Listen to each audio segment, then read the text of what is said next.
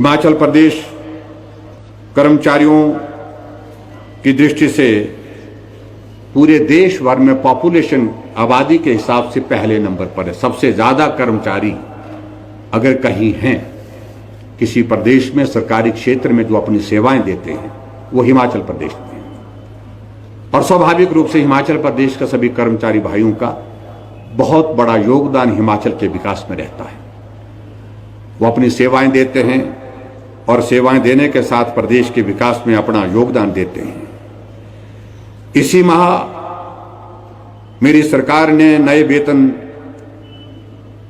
नियम लागू किए हैं और इन नियमों के लागू होने से 2,25,000 कर्मचारी लाभान्वित होंगे और आगामी वर्ष में करीब 6,000 करोड़ रुपए का राजकीय कोष जो है इस पर हम खर्च करेंगे। और नए पे कमीशन के आने के पश्चात कर्मचारियों ने अपने विकल्प देने आरंभ किए हैं, लेकिन इस बीच में मेरे ध्यान में यह लाया गया कि कर्मचारियों के कुछ वर्ग को वेतनमानों का समुचित लाभ नहीं मिल रहा है।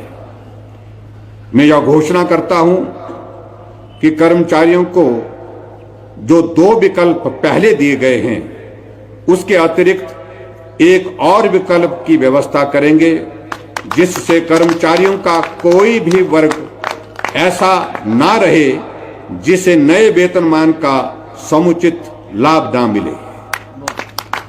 इसके अतिरिक्त अगर फिर भी कर्मचारियों का कोई वर्ग पे कमीशन के लाभ से वंचित रहता है तो हम उस पर पुनः विचार करके शीघ्र निर्णय लेंगे। और मैं समझता हूं कि जो पे कमीशन से संबंधित सारी बातों को लेकर के हमारी इस बात को कहने के साथ जो है वो पूर्ण विराम लग जाता है, क्योंकि हमने खुले विकल्प रखे हैं। हमने 2 ऑप्शन दी है, उसके साथ तीसरी ऑप्शन भी हमने उसमें उनको देने का निर्णय किया है।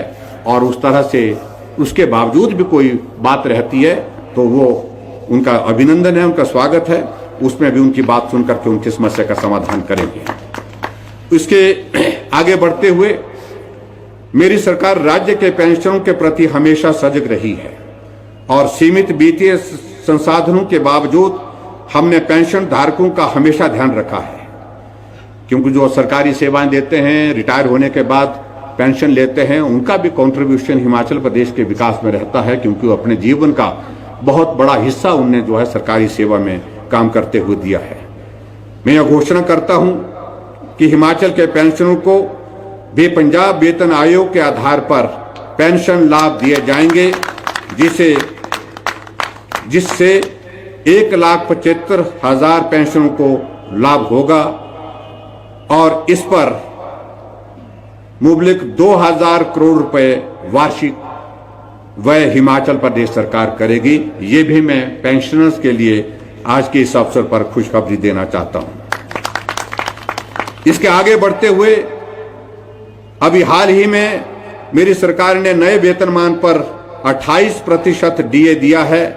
सामान्यतः केंद्र सरकार और राज्य सरकार के डीए की दरों में 6 माह से 1 वर्ष का अंतर रहता है, परंतु आज मैं यह घोषणा करता हूं कि राज्य सरकार के कर्मचारियों को 31% डीए केंद्रीय कर्मचारियों की तर्ज पर देय तिथि से मिलेगा।